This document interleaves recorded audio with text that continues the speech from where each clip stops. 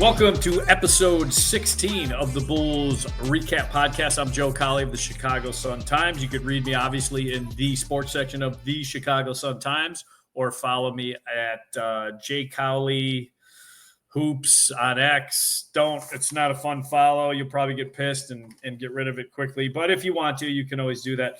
I'm not even going to waste any time. I mean, his voice is silky smooth, as is his attire. The best-dressed guy at a Bulls game, Amin. Welcome, buddy. I really don't think that's true. I don't think that's true at all. I do. I that's think, sweet of you.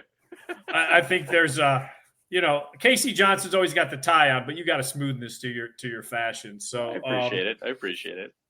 So hey, I always like origin stories, and I remember growing up, I'd hear my grandma Bada from Sicily talk about how her dad came over from Sicily, came over by himself, started bringing individuals over one at a time. Yep. And you'd always think, well, but that felt so far away because it was 3 generations before me. Right. Your pops was a badass. For him to up and leave by himself out of Pakistan, come to the United States, kind of have this plan that he's slowly going to bring everyone over. I mean, that's the American story, right? Had you ever, before he passed, had you ever had a chance to talk to him just like as a grown-up, like man to man, what went into his thought process of just saying, I have to do this. I've got this is what I have to do for our family. One of the big, not regrets, but one of the disappointments I have is that I didn't get more out of him because I think, it's just one of those lessons that comes with death. You realize, you always think you have more time. And he was 80 years old when he passed, so it's not like it was a shocking passing. But at the same time, you're like, he was in such good health, and we talked all the time. I talked to him the day before he passed away on the phone. We were just chatting about whatever, with the stuff we always talk about. I just did a game at Florida, and now I'm going to head to Connecticut for whatever. And we'd always talk about this stuff. So in your head, you just think, I got plenty of time, and I'll ask him. So I wish I had more. I did sit down with him a couple of times just when we were driving around or sitting around together, and I would always ask him about little questions. I never got the full, I don't think, story, but I always asked little questions. He was about 40 years old. He was 40 years old when he left. So passing at 80, spending 40 years of your life in Pakistan, 40 years of your life in the United States, I always thought that was very symmetrical, and I'm getting closer to that age 40, in a couple of years. So I think about that a little bit more often than maybe I used to. He said, there was a bunch of issues in the Middle East and South Asia in terms of government issues. There were various wars that had taken place in the 1970s. Obviously conflicts in Iran were very apparent at that time. Think about what happened with the 1980 U.S. hockey team. Obviously, we're what is it now? 45 years. We just hit the 45-year anniversary of that. So I'm sure that was a top of mind for some people. But general vicinity of the globe, not particularly stable, and a lot of religious issues and a lot of religious battles and things like that. My pop was Muslim. So a combination of things, it seemed like, from what I gathered, led to him making this decision that he and his brother were going to come over to the United States. Now, at this point, he had a wife and 3 children. His brother had a wife and 3 children as well. So they were leaving, 8 people at home back in Pakistan. They were just leaving, and they were coming to Chicago. They immediately came to Chicago and started working blue-collar jobs downtown at a factory where they molded and shaped windows that are still on some of the high-rise buildings that you might drive past when you're driving downtown, right? And this is a guy that was the vice president of a bank in Karachi. So this was a white-collar, well-off, stable person in his home country.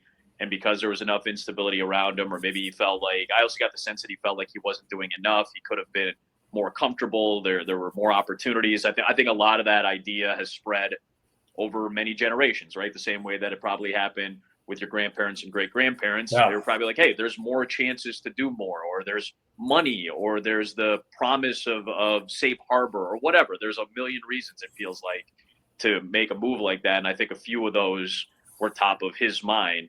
But he did it with just his brother, and they left, 6 kids between the 2 of them. Or it was 5 kids at the time. I'm sorry, I'm older than one of them. It was 5 kids at the time back in Pakistan. 2 wives, 5 kids, and hoping that those guys can handle themselves okay. He left enough money. But my question for him was, why didn't you bring everybody? And he said he had saved up enough money because, like I said, he was a well-off person. Saved up enough money to where he could bring like 2 kids and the wife, but would have to leave somebody behind. Yeah. And it's like, I can't leave the oldest. I don't want to leave the oldest to fend for himself. He's 13 at the time.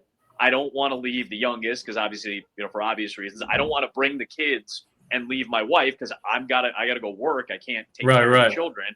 So he's like, the best thing for me to do is to come on my own. His brother thought the same thing because it was just easier to take care of themselves, send money back, and hopefully get them here as quickly as possible. That process took 7 full years before they all reunited in the United States. They came over, my dad and his brother, in late 78. The rest of the family came over in 1985. I mean, that's the American story right there. That's awesome. So obviously people don't know you, national broadcast, you do the Bulls, you do Fox football. I mean, you do it all. But growing up, so you grew up in Chicago, you go to Valpo. Did you go there for broadcasting, or did you go there with an idea of, it's probably some kind of communication I'd like to get into, and just kind of fell into it? I declared 2 majors when I went over there. Theater was one, and television and radio was the other. Okay. And I had to pick. I didn't know what I wanted to do when I got to college. I had a friend of mine who is still working in the business to this day. He's the voice of Florida Atlantic University. He does a phenomenal job down there. He's done ESPN Radio National hosting. He's from my same hometown, Addison, Illinois, Ken Levica. And he was a close friend of mine, a few years older than me. He went to Valpo, and he was about to become the general manager of the radio station. And I was in my senior year of high school, and he said, listen, if you want to try broadcasting, which I had messed around with in high school, if you want to try it, come to Valpo. I'll put you on the air. And I come from a family where, like, you have to get good grades. You have to be studious. I was a very good high school student who did not want to do, I didn't want to go into medicine like my mom wanted me to do, which is a very kind of stereotypical South Asian, Middle Eastern profession, which that's not a bad stereotype by any means. No, that's fine. Trust me. It's a good stereotype, but I just, it wasn't for me. I was squeamish. I wasn't good at science. I just didn't want to do that. I thought I was going to go to school for business, like business management. My dad ran a restaurant and did real estate along with his regular job, which was working 80 hours a week as a security guard. So he kind of typified all right, well, if I'm not going to do medicine, mathematics, chemistry, accounting, if I'm not going to do one of these, stable, high level, maybe high paying down the line jobs, at least he gave me some kind of example of you can piecemeal it together and be an okay person. But I think they wanted more from me. So they wanted me to follow the academic route.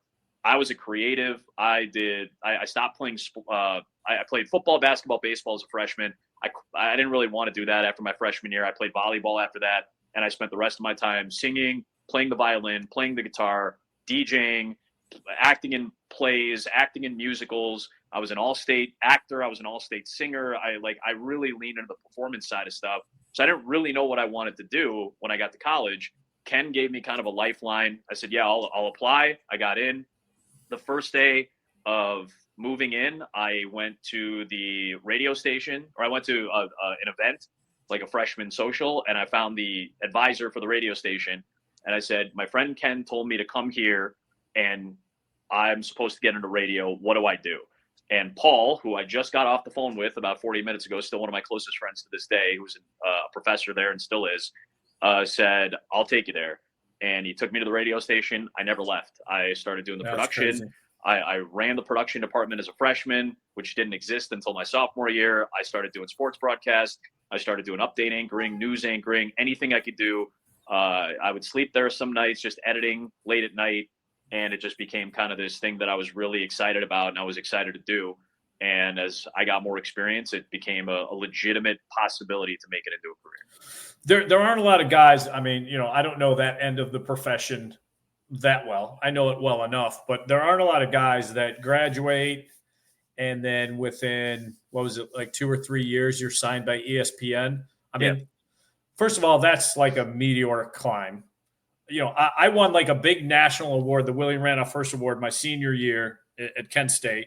Yep.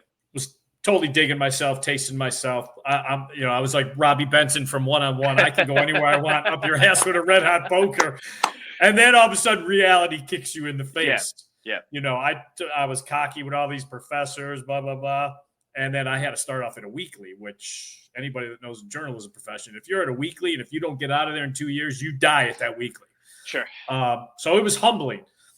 You go from Valpo, 2 years later, ESPN signed you to do college football, college basketball, correct? Yep. First of all, was it kind of a whirlwind for you? And secondly, was it almost too much for you where you're like, oh shit, at 24, 25, however old you were, the ego had to be here. And was there a humbling process that you had to go through to kind of ground you where you say, everything's not always going to be this easy for me in this profession and in life? Those 2 years were really important, the interim of those 2 years, because I finished up at Valpo. I had won 2 Indiana Sportscaster of the Year awards for college kids. I had won a production award. I was top 5 in the Jim Nance award voting, which was the first year they did that, an award that's still going on to this day, which is awesome. And I felt good. I felt good about myself. I was like, all right, I got a pretty good resume for a college kid. I've done 250 some odd broadcasts in 4 years of being at Valpo just because we had so many opportunities to do them. And then I thought, all right, well, I should be able to find a job. I was in my second year as an intern at the Gary Railcats minor league baseball team. Minor league, okay. The independent league at the time. Still independent, actually, to this day, but like they were in the Northern League at the time.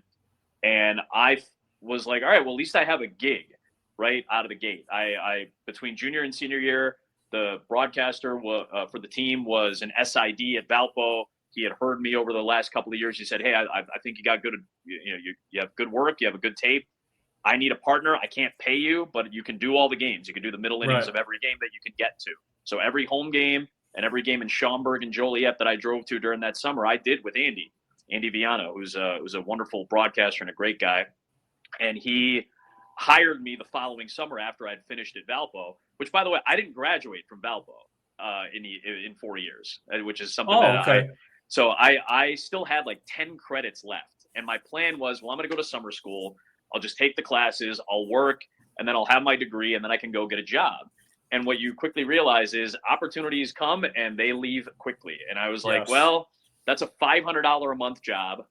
I will make no money because I'm going to drive an hour from Addison to Gary every day. Gas money. And that's gas money. That's all it is every month. And gas was relatively expensive at the time. We were just kind of in recession territory. So I know a lot of people were dealing with a bunch of different things. So I knew that this was just, I was going to take the opportunity. And it's just something that drew me. I'm like, forget the classes. I need to do this because I don't know when I'm going to get a chance to work in the industry. So I took a little bit of a risk. I finished that job up, and then there was nothing. Like I said, a lot of people who were in broadcasting with the recession, it had just kind of eliminated a bunch of jobs. It had lowered the prices and salaries of a lot of jobs, which is typical of a essential, an entertainment side of things. So I was like, all right, well, let's start applying. Let's hope. I was living with my parents for, a couple of months, just trying to find a job. I finally got an offer to go to Spirit Lake, Iowa, small town, 3,000 people, go be the sports director at this radio station in the middle of Northwest Iowa, where you're going to be cold, snowed in, isolated. You're going to have to wake up at 5 a.m. every day to go do the morning show. Then you got to go do the sportscast. Then you got to do the 5 p.m. And then you're driving to some nearby town anywhere from 20 minutes to 2 hours away to go call the boys and girls basketball games. And then you're going to drive back at 11 o'clock at night, eat at a bad fast food place, smoke too many Newport cigarettes on the drive back, and go home and wake up the next day and do it all over again.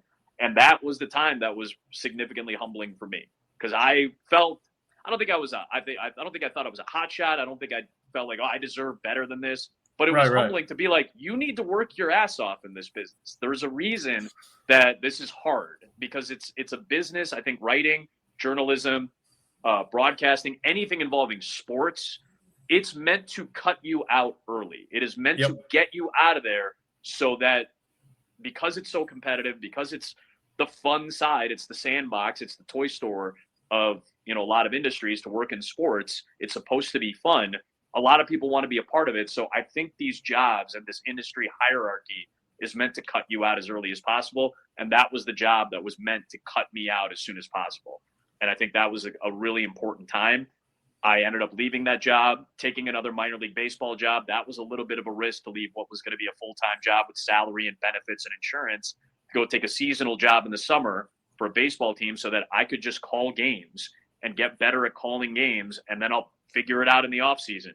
So I went back to Valpo, and I went to the Horizon League, and I went to the NCAA, and people that I had met in my college days and the years prior, and said, what work do you have for me? I'll do anything. Right. Send me anywhere. I'll drive to Massachusetts. I'll drive to Kentucky. I'll drive to Indiana. I'll drive to Wisconsin. I'll drive to a high school. I'll drive to a college, and I'll broadcast your game and, pay me whatever you can. And that was 2 years worth of figuring out what's important in the job, how to be better at it faster.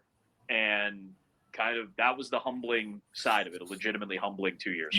You brought up two great points. And like, if young journalists come or shadow or whatever, or they just ask me or email me and, what can I do, blah, blah, blah, to get to this level or this level, this level. The thing I tell everybody, whether it's writing or in your case, broadcasting, you cannot be opposed to doing shit for free. And the more stuff you do for free, you just grind and grind and grind, and you learn your voice, whether it's through writing or through a microphone. You start to learn your voice. You start to learn how you want to convey your voice, kind of who you are as a person. Yep. But nobody's giving you that opportunity. You have to hustle and make that opportunity. I did like this NBA draft guide. This is back in the 80s, because I loved Mel Kiper. There was nobody doing basketball. And I start doing this draft guide, the Not Your Average Joe guide to the NBA draft. And then, I'd sell maybe 30 copies in a trade newspaper. Sure. And this one guy noticed me, brought me on TV in Cleveland, and I hit the Cavs pick that year. So that helped. Nice. And then who was the Cavs pick, by the way? Who was the pick that year? Who's the white kid from Florida State that they drafted? Not Price or Elo or no. It was after them. It was he was out of Florida State. Now it's going to bother the shit out of me. I'll have to Google it. But that was the pick I hit. And so, and then but again, I was going and doing high school stuff in inner city high schools that the guys that were supposed to be covering Ruben Patterson didn't want to go and cover Ruben Patterson. I'd be like, sure, I'll go see this kid. He's a John Hay, where basically if you don't shoot somebody, they'll give you a C. And nobody wants to go down there on a Saturday afternoon and watch a kid like that.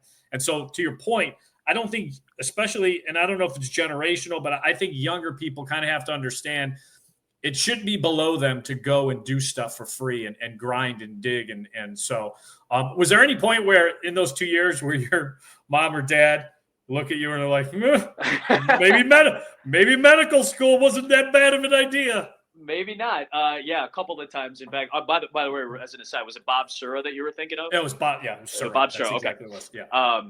So my parents drove me to Iowa, drove me to Spirit Lake, Iowa. It's about a 500-mile drive from their home, their old home in Addison. So about 8 hours. Right. And we packed up 2 cars worth of just stuff. And I remember it was the night of one of the World Series games. It was late October in 2009. It was Yankees-Phillies. And the first thing I did was set up my TV. I was living in a basement, in somebody's basement, for $300 a month. It was basically, so whatever it was, $175 a week, basically, to live in somebody's basement. No laundry, no heat in the bedroom. So I had awesome bachelor pad right there. Awesome. Women love to walk. Yeah, they love basements. Yeah, they love to walk into a situation like that. I was clearly doing very well with the ladies in Spirit Lake, Iowa. Absolutely not. Nobody other than my parents ever set foot in that home basement. While I was there in the basement. While I was there, so we got 2 space heaters.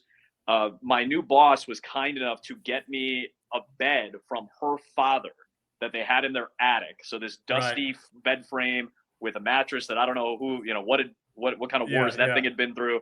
And I was just like, all right, this is where I'm going to live. And my parents saw this place and were appalled. They're like, you can't do this. Like, I'm like, why? Why can't I do this? Why can't I try? Why can't I try to do this? I also had the luxury of 2 parents who said, if this doesn't work out, you got to come home. And not everybody has that. I also had that as a luxury. I did have a support system, but I did not want to use them. I in my head, I was like, I left college. I finished. I don't live with you anymore. And I cannot take advantage of you anymore because they did everything in their power for me. And I was like, I can't do this to you. I have to go figure this out on my own, or at least try. I went home for Christmas because I had like 4 days off. And I was like, oh, well, I'll drive home. And I remember driving this my boss gave me a pickup truck to drive because I was driving a broke down Dodge Neon with a bunch of like, bullet holes in the side of it that I bought when I was in college. And she's like, you can't drive this home. So she gave me a truck to drive home. My dad was sick when I got home. And my mom goes, hey, your dad was supposed to take me to my friend's daughter's wedding. Will you go with me? Will you take me to the wedding? And I'm like, well, yeah, sure. I'm home. I haven't seen you in a while. Happy to spend time with my mom. And so I took her to this wedding. We walk in and we're just about to walk into the banquet hall. And she goes, so listen, I may have told some of my friends that you are in medical school. She straight up was so embarrassed and didn't want to say what I was doing for a living, where I was living, the hellhole that she viewed in her mind as my home in a town that none of these people had heard of or would ever consider venturing to. She was so embarrassed by it that she told her friends, lied to her friends, and told them that I was working to be a doctor. Did you have to carry out the lie that night? I carried out the lie to at least 4 of her friends. And of course, this is another kind of stereotype thing, so I don't want to assume this is for everybody, but for me, it felt like a stereotype thing. After explaining to 4 of the women that, oh yeah, I'm in endocrinology. Like I decided endocrinology because I had seen it on like an episode of Scrubs or something like that. I was like, I'm an endocrinology major, and that's what I'm working on, going, getting ready to become a doctor. Later on in those weddings, 2 of those 4 women brought their daughters over to me and were like, by the way, my daughter Bina is single if you and I was like, oh my God, you guys are really leaning into the stereotype. Yeah. And so it's like, all right, that was what was important to them at that moment. It was a little embarrassing. You have to swallow your pride a little bit, but I get it. It took me a while to understand why they were so worried, because that's your kid and you think he's making a stupid decision. You've watched him for 20 years. Like I said, I was a good student. I was a smart kid. I got along with everybody. I could have gone into some other industry and probably been okay, but I wouldn't have been, I don't think I would have been happy. And that time, even though they disagreed with what I was doing, my dad was still supportive. He said, I'm going to give you some time on this, but I'm going to keep checking up on you. And if this isn't going the way you think it's going to go, you got to tell me. I'm not going to force you to come home, but you have to tell me if this is not going well. And I kept that in the back of my mind. And that was, I think, a lot of motivation to make this work. The time in Iowa was great. I'm still friends with the people there to this day, but I drank a lot. I smoked too many cigarettes. I didn't eat well. That's crazy that did you not worry about your voice with the smoking? Or at that time you were so young you didn't register in my head. Okay. I came from a family of boys, and again, the boys that were left to their own devices at times when they were growing up. They moved to the States when they were teenagers, basically, or just about to be teenagers. So they were heavily influenced by American culture. I think they all fell into some form of vice, which I've documented in public or in writing at various times in my life. And that was my vice. I was a bad eater and a smoker and a drinker, and I didn't take care of myself. And I think that kind of woke me up a little bit too. At one point in February of 2010, I was like, I'm not. This isn't right for me. The experience I'm getting is wonderful, and the friends that I've made, to this day, 15, 16 years later, is great.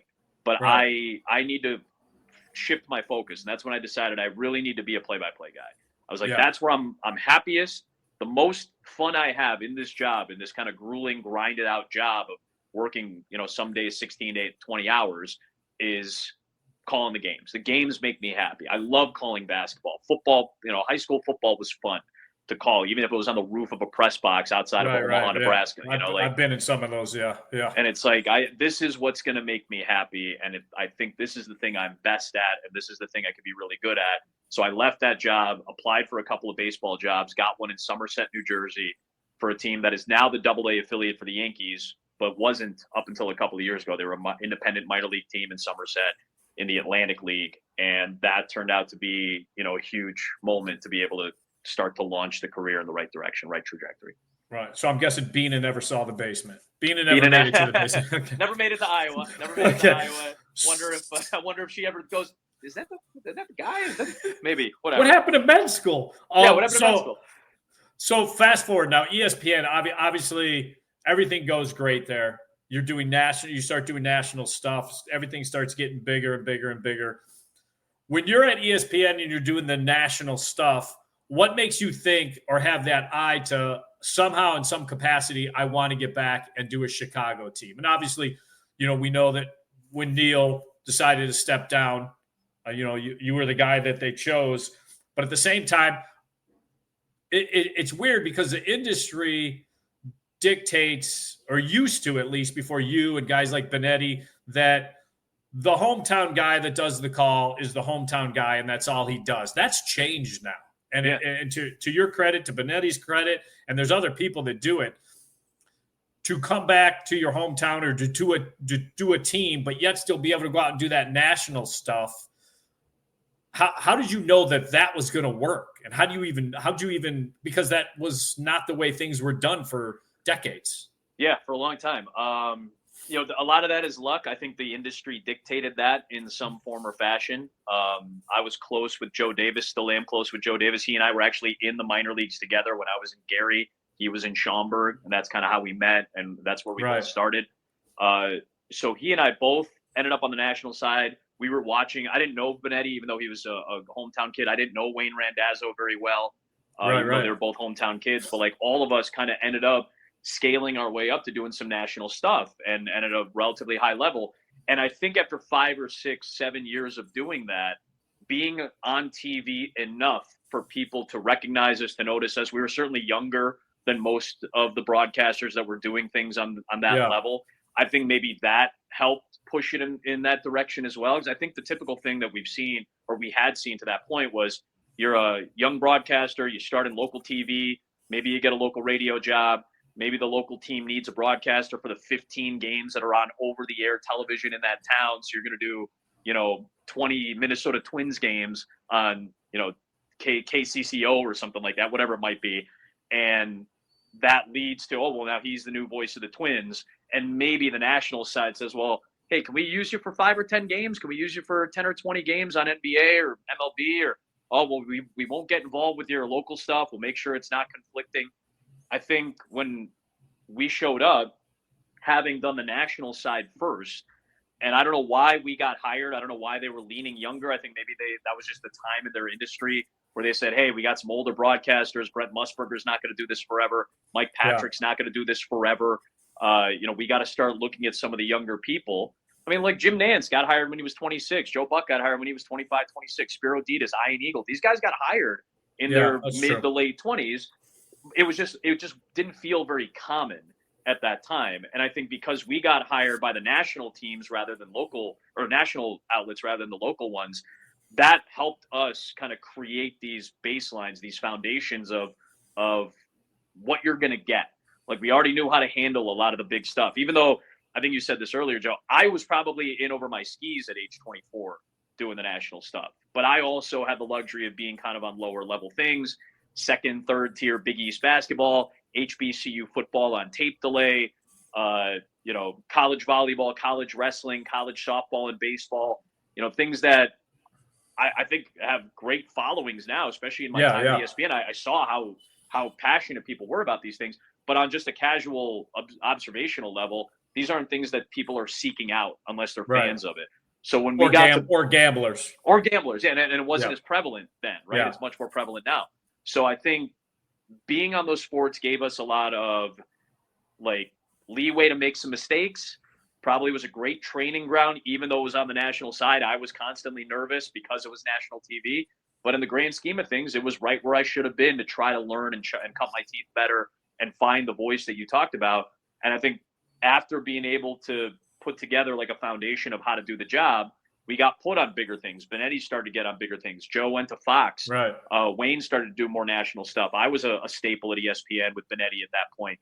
And we started to get bigger and bigger assignments, and that allowed people to see us. I think it was Kevin Cross at NBC Sports Chicago, that saw me do a game. It might have been the women's tournament. It might have been something that kind of drew his attention. And he said, hey, Neil is thinking about taking a step back. We're going to need people to fill in. I want this guy to try. And I know he's a Chicago kid. Let's toss him into the mix. And that's why John Sadak and Lisa Byington and JB Long and Benetti and a bunch of people got these opportunities. And the other part was I was up for the White Sox job with Jason Benetti. It was me, Benetti, and Joe Davis were the three finalists. What year was the were the White Sox and Bulls close? They were about a year apart. I think it was 16 is when they were looking for somebody to start stepping in for Hawk. And it came down to me, Benetti, and Joe Davis. And Joe had kind of already known he was going to take, it might have been 17. I can't remember at this point, but it might have been that he already knew he was going to be the Dodgers backup guy for Vin Scully. And he was going to kind of be in line. So he took the interview because he wanted to take the interview, but I think he knew that it's good experience. The Dodgers job was his. So it came down to me and Benetti, and my disappointment of not getting the job was pretty heavy. I was like, man, that sucks. Like, I really wanted the gig. Right. Later, then I saw, I was like, well, Jason's from the area. He grew up a Sox fan. They absolutely picked the right guy, and I was thrilled for him. And the twist and turn of that allowed me to do the NBA on ESPN. And that allowed me to step in as the fifth TV guy in a 4-person rotation. So I got 3 or 4 or 5 offshoot games.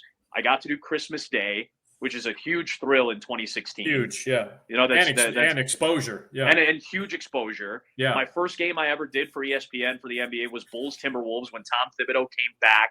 Karl Anthony Towns, Andrew Wiggins, Levine is on the Timberwolves. Jimmy Butler and Taj Gibson are still on the Bulls at that point. Bulls had a 22, 23-point lead and blew it. Minnesota came all the way back and won the game. Yeah. But that was my first foray into the NBA, and that got me noticed. I started doing ESPN radio. I jumped right into the playoffs that year. I started doing conference finals that season on ESPN radio. That's a huge gig to get at that point. I'm not even 30 at that age and at that point, and I'm getting that opportunity. So those huge gigs and getting the NBA experience, I think, exposed me to the people in Chicago. They brought me in. I was the first fill-in in November of 2018 in Dallas. And I remember doing the game, and Stacey and I got along right away, and Stacey went to bat for me. And I think he knew he was going to have to work with a lot of people in the next year while Neil was taking some road games off, because that's what they were scheduling. Basically, Neil was doing all the home games and fill-ins were doing the road games. But he called, one of the broadcast directors and marketing directors after our first game and said, this is the guy. Because I already had some NBA experience, 2 years worth. Yeah. I had done big playoff games. I called LeBron James buzzer beaters on radio, and I had called playoff games on TV. So I had the prerequisite experience, but all that work led to getting that. Not getting the White Sox job helped lead to getting that, which led to the folks at NBC, which led to Stacey, which led to getting the job. And a lot of those dominoes have to fall exactly in that order. And it's easy to kind of look at them as these little pieces, but when you scope out 30,000, 50,000 feet, they're these tiny little specks that you hope bounce in the right direction, and they happen to. The thing that, and I've talked to you about this, the thing that I think is so smart for teams to do what they're doing, obviously the Benetti thing spiraled and went a different way, but at the same time, the idea that they still did it, bringing in these guys that have a national presence, a national following, to me, it legitimizes your broadcast. It makes your broadcast. I moved here in the end of 97. It was Harry, Hawk, obviously Neil, and those were like staple guys. But they always felt hometowny. Hawk was going to dadgum it and get mad and stuff like that. I remember listening to Pat Foley all the time. I was huge, 1990s, like a lot of us were 1990s Blackhawks fans and couldn't watch the home games. So anytime we could watch the road games, it was Pat that on the call. And to me, a lot of people move here from other places. So to move here from another place, I don't have Joe Tate anymore, who I grew up with. But I don't want a homer. This is where I'm living. I don't die and starve for these teams. I want a guy who is good. And so, that was always the trouble I had when I first came here. By teams doing this now and bringing in a guy who's a national guy, yes, I could tell you're doing the home broadcast for the Bulls, but I cannot tell that you are dying and living with every play, because I mean, that's a fine line for you guys to walk. Yeah. You're a national guy, but you know who's also paying you to do the hometown broadcast. But it feels different. It feels more professional. I like it. I like it better. I thought the old way of Hawk and Dadgummit and getting mad at the umpires and Harry and guys like that, it was cutesy. But to me, times have changed where the world's gotten bigger, and I need a guy who's just doing his job. Is that tough for you to say, do have a national presence, but I'm also doing the Bulls and I am their guy? I don't think it's as hard of a balance as it has been at times. I think your point is the biggest one. Times have changed, and that means fans have changed. And there are still plenty of fans who are straight up homers. And I get criticism from people once in a while that say, like, man, I want a guy who, like, is going to get pissed at the refs. But you also have Stacey. I mean, that helps. And sure. And Stacey is more of that. Because he does live and die with this team, because it is his team. I didn't play for these guys. I cried when Jordan won championships because I was sitting on the couch with my dad. Like, I still have incredible emotional ties to the team.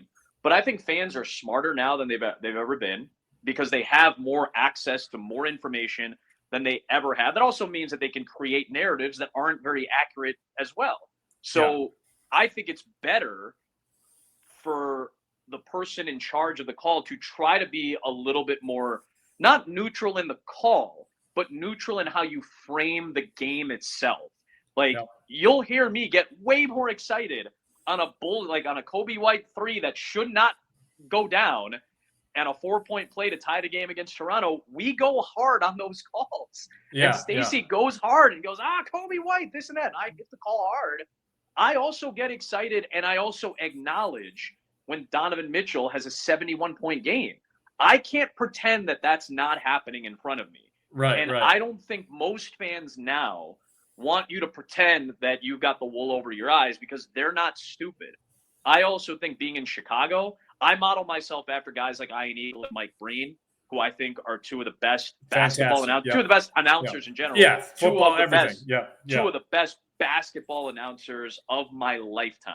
And they're the New York guys. They're the Knicks and the Nets. And I've known Mike personally for a long time. I've known Ian longer.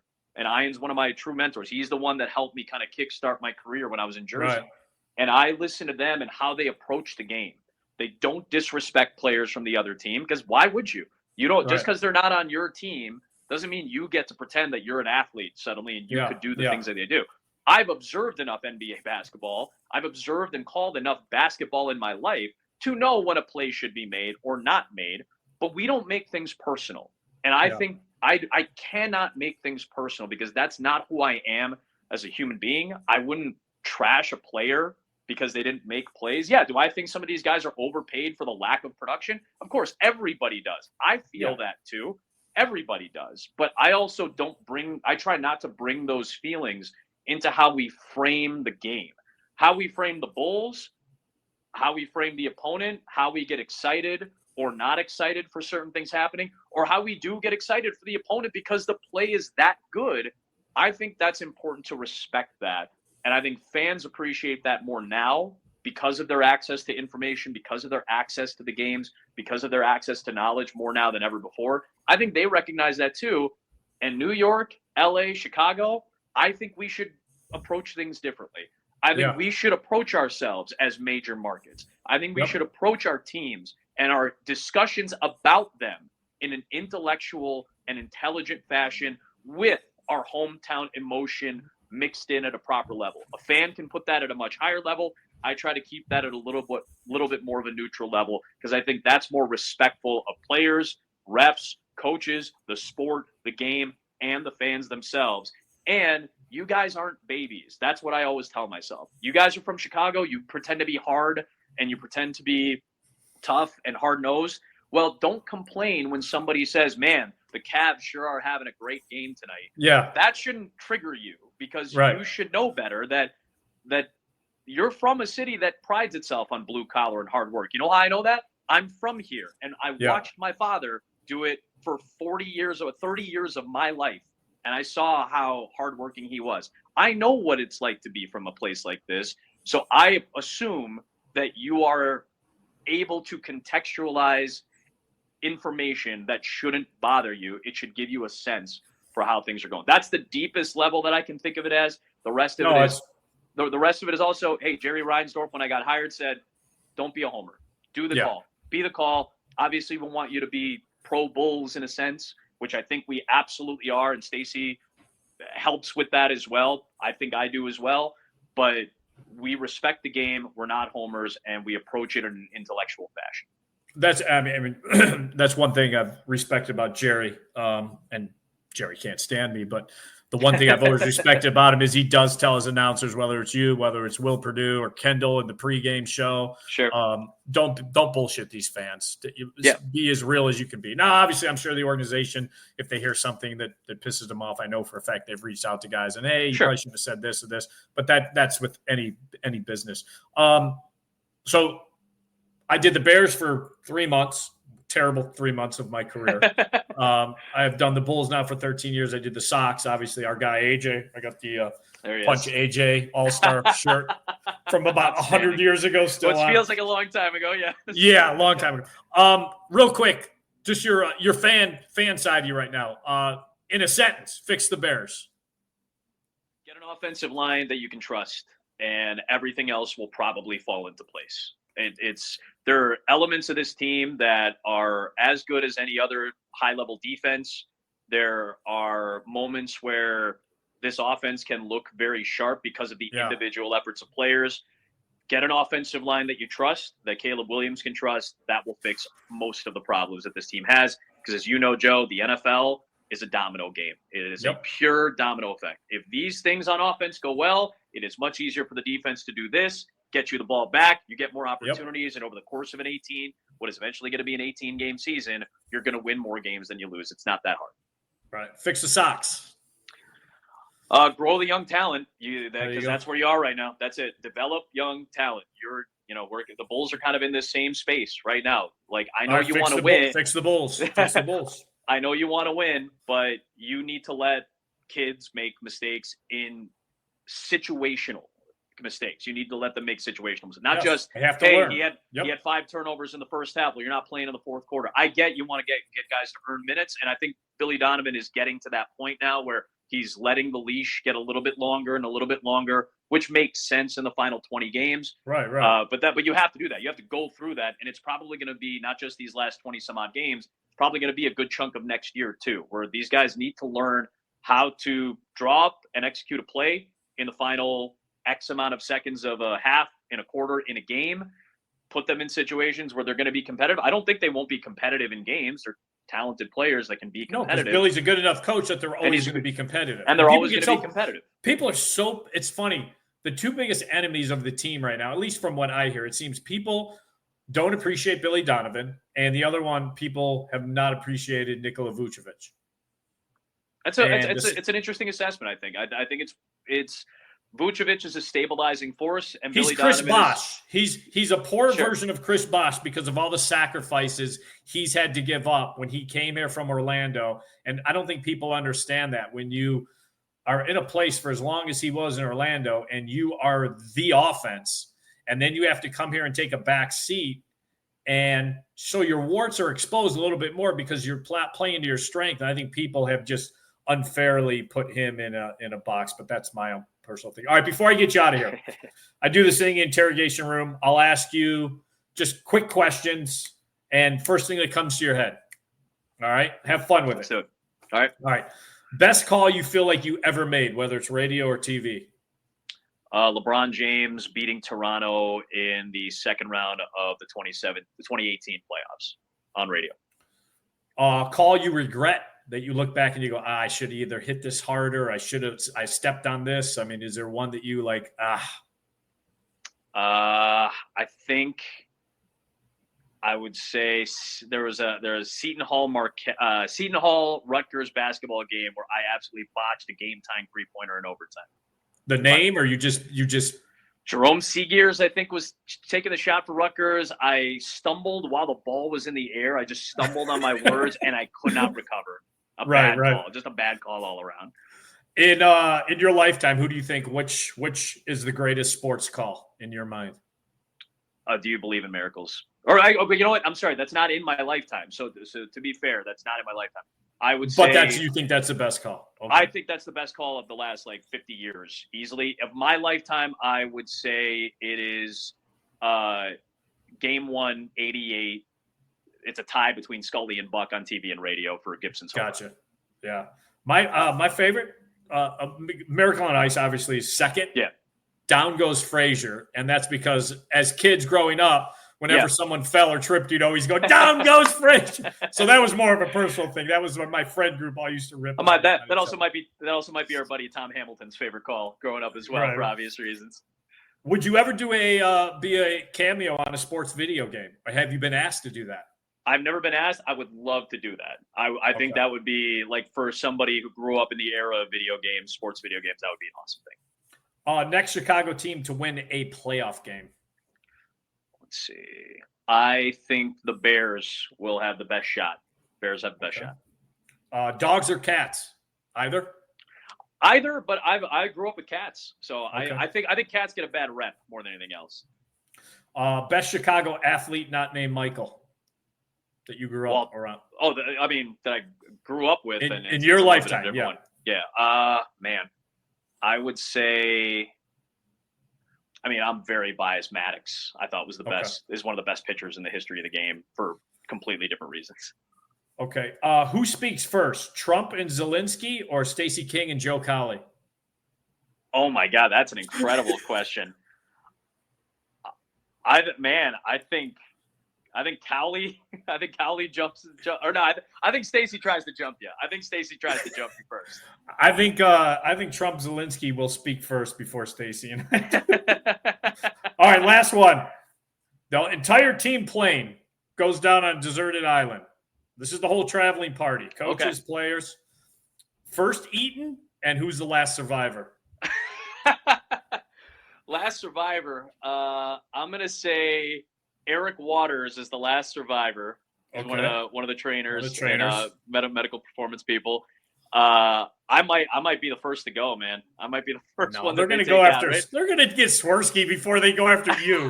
Swirsky's done. Poor Swers. Here's the thing. This is how Swirsky is so kind that he would volunteer himself. He'd be like, that's the first true. one. It's like, take me out. It's okay. Yeah. You guys, as long as you guys say grace when you do it, I'm fine with it. I'm okay. So, that's how sweet of a man he is. Adam, thanks, dude. I could talk to you all day about all these kind of things. So I appreciate you jumping on. And I mean it. I think I don't think people in Chicago realize, and obviously I loved when Benetti was here too, because I just think it gives just a oomph town-wide. And it's no slap on what's going on now with the White Sox. But to me, you guys like Benetti, I just think you guys are great. And people that grow up with the legends, Scully and things, and then all of a sudden you think, well, who's the next generation? And now you feel good about who that next generation is with those guys like you, Benetti. And I love the fact that you guys do it all local, national. It's great. I love talking NFL with you Steelers. So, dude, thanks for jumping on with this. Absolutely, buddy. Anytime. Appreciate you. All right. I'll see you later. See you. He's great.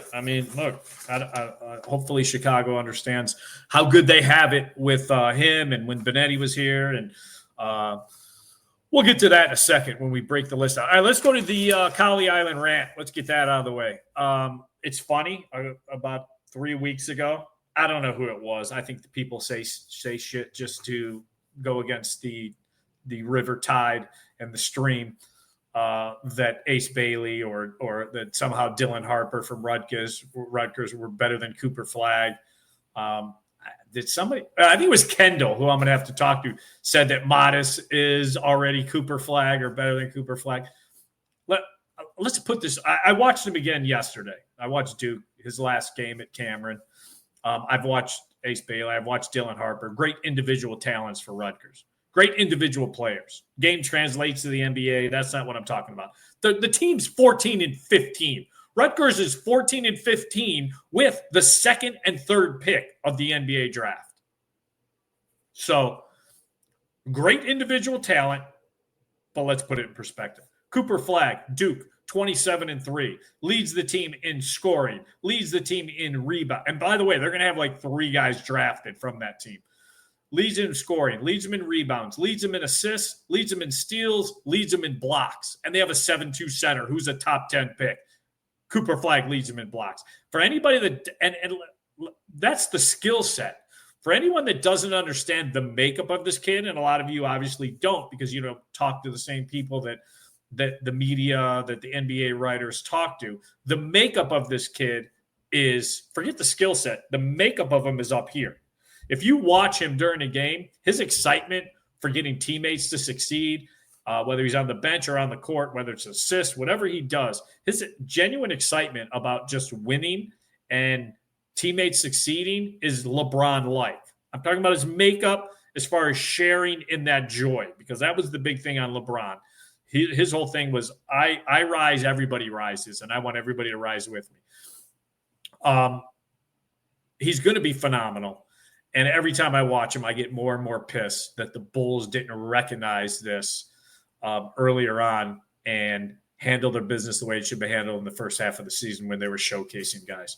So I don't know how to say it. If he misses, to me, it would be one of the biggest misses in the NBA in at least a decade, because I just don't think he's going to miss. I just don't think that he can bust out, because the makeup is so high that I don't think people are putting enough credit on him. So Cooper Flagg, go do you, my man. All right, let's get to the list. We had Adam Amin on. So now again, this list is probably going to piss some people off. I probably could have thrown this on Kali Island. These are my top 5 broadcasters since I've been in Chicago in 97. I came here. And spoiler alert, Harry, and not just because of my disdain for the Cubs, was the most overrated announcer. For a guy coming out of town, look, again, this is my list. If you don't like it, get your podcast. This is my list of the top 5 broadcasters. Harry Carey is not on it. Number 5, because I knew him off, I didn't really love his broadcast all the time, but the Hawk was freaking fantastic. Because the shit off the air was so much better than on the air. The stories he would tell, all that kind of stuff. 4, I got a tie. It's my list. I can do what I want with it. Neil Funk, great. Bulls, legend. And then Steve Stone. So, tie right there. Number 3, again, because I've known him away from it, Ed Farmer. And again, it was the Ed stories. Might not have been his broadcast. The Ed stories off the away from the diamond were fantastic. And I'll tell you what, Ed, if Ed told you, hey, bring your golf clubs, we're going to a top 5 golf course in the country. Guess where you were going? To a top 5 golf course. Hey, bring your passport because we're going to a tour of the Oval Office. Oh, bullshit. No, you're standing in the Oval Office. I mean, that's what Ed Farmer was. Number 2, brought his name up, Jason Benetti. I thought he was fantastic. Egregious that the White Sox did that. Number 1, the guy I just had on, Adam Amin. That's why I had him on. He's the best. I love his NFL broadcast. If you guys have not listened to Adam Amin do a Fox NFL game, it was with Schlereth a lot of games 2 years ago, and this year it was, I think, Sanchez. He had the second half of the season, and I thought Sanchez was really good, and I think Adam made him better. I think Adam's the best. So you don't like my list? Too bad. Get your own list. Those are my 5 guys, 6 with the tie. So that's it. Thanks to Adam and me. Thanks to Ryan McGuffey again for getting this all together. And remember, I got next.